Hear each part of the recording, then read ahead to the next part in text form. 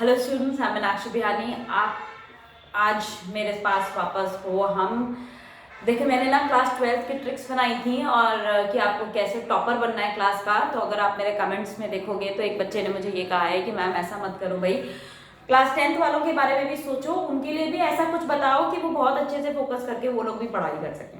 तो yes, and let me tell you one thing, class 12 वालों मैं मानती हूँ आपका सिलेबस ज़्यादा है, लेकिन क्लास 10th वालों के संग एक प्रॉब्लम है, उनके पास सब्जेक्ट्स ज़्यादा हैं। किस सब्जेक्ट को आपके पास 5 या 6 सब्जेक्ट्स हैं, जिन्होंने ऑप्शनल मैथ्स या कोई और लिया है वो एक और बढ़ जाता है 12th वालों के पास, लेकिन 10th वालों के पास में math, science, English, Hindi, SST, फिर जो पंजाबी और जो भी एक्स्ट्रा है, मतलब काम ऐसे देखा जाए तो डिस्ट्रीब्यूट बहुत ज़्यादा हो जाता है, बहुत परेशानी हो जाती है उतना सारा करने में। तो मैं ये मानती हूँ कि उनको वेवर्ड अटेंशन बहुत ज़्यादा देना पड़ता है, और प्लस लिंक नहीं है ना हिंदी का इंग्लिश के साथ में, ऐसे कोई लिंक नहीं बना सकते हो आप, ना ही एसएसटी और साइंस का लिंक बना सकते हो।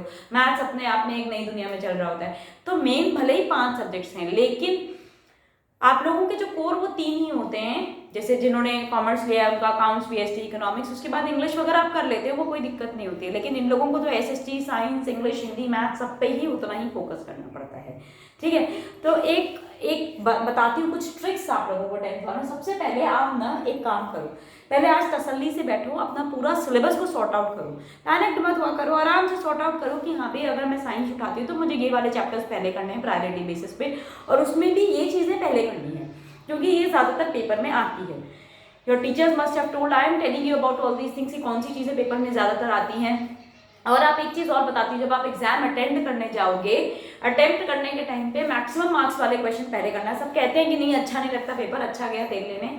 सबसे पहली चीज़ आप जो आपको ध्यान रखनी चाहिए कि अगर मान लीजिए आपके पास टाइम कम बचा या आप किसी पेपर क्वेश्चन के कैलकुलेशन में अटक गए, तो सबसे पहली चीज़ आपको ये ध्यान नहीं रखनी है, अगर 4 क्वेश्चन 1 नंबर वाले छूट गए, शायद पूछ भी लेते हो आप लोग, लेकिन अगर ना भी पूछ पाओ तो 4 ही नंबर गए। लेकिन अगर 3 या 4 क्वेश्चन आपके 4 नंबर वाले छूट गए तो सीधे 12 नंबर चल जाते हैं। तो आप ये भी तो देखो, 12 और 16 नंबर ज़्यादा इंपॉर्टेंट है कि 4 नंबर ज़्यादा इंपॉर्टेंट है। तो ऑलवेज डू वन थिंग, जो मैक्सिमम मार्क क्वेश्चन हैं वो आप पहले करो, और उसके बाद जो 1 नंबर 2 नंबर वाले क्वेश्चन है उन पे टाइम वेस्ट करना। ऐसा उल्टा काम मत करना। मैंने देखा है बच्चों को फिर क्या होता है, कवर नहीं हो पाता है, फिर आकर के मुंह लटका के कहते हैं भैया हमारा तो पेपर ही छूट गया। सो डोंट डू दैट, ठीक है। उसके बाद आप अपने दिन, जितने आपके पास दिन बचे हैं, ठीक है, एक्सेप्ट योर प्री बोर्ड्स, क्योंकि जो प्री बोर्ड्स के डेज हैं, आप लोगों के सबकी प्री बोर्ड्स की डेट शीट आ चुकी है। तो प्री बोर्ड्स के डेज में क्या होगा ना कि आप कितना भी कोशिश कर लो, लर्निंग पे जो आपका सिलेबस है उस पर फोकस नहीं कर पाओगे। ठीक, तो आप क्या करो कि उन दिनों को माइनस कर दो। उसके बाद जितनी तैयारी हुई कोई बात नहीं यार, स्कूल लेवल का है pre boards, do not take tension, do not worry, आप उसको कर लेना।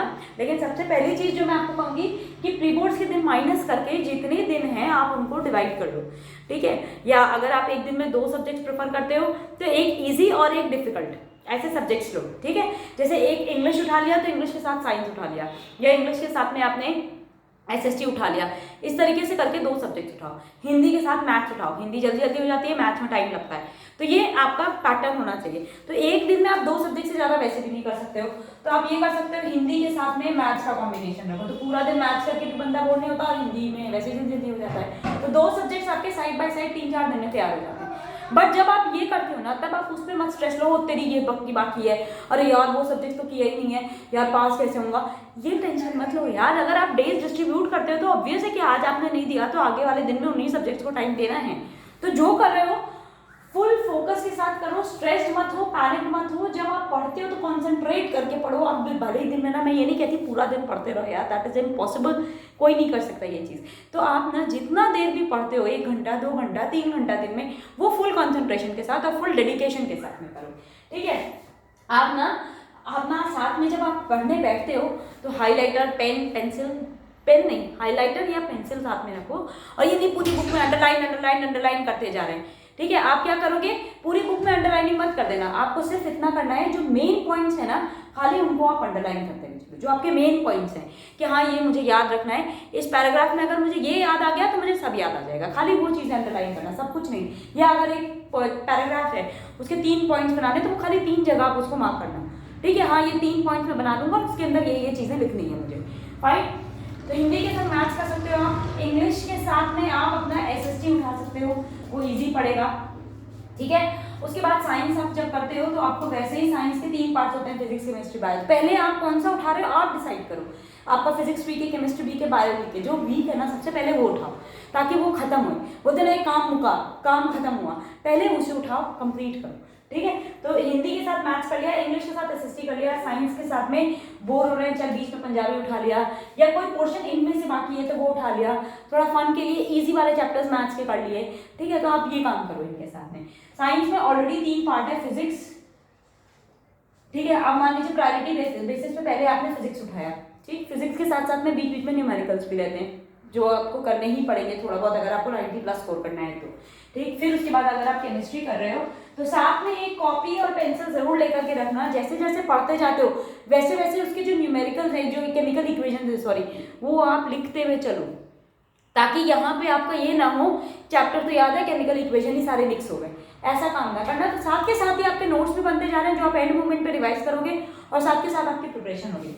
एंड लास्ट में बायो में मैक्सिमम रटने की चीज़ें होती हैं, तो आपको पता होगा कि भी टाइम लगता है रटने में, तो आप रटते जाओ, साथ साथ में अंडरलाइन करते जाओ और पॉइंट्स हाईलाइट कर दो कि हाँ भाई मुझे ये चीज़ लिखनी है इस आंसर में, ये मुझे ऐसे से याद रखना है। और एक टिप और देती हूँ, बहुत बहुत काम की टिप है, जिन्होंने मिस कर दी ना उनका तो बस कुछ नहीं कह सकती हूँ मैं।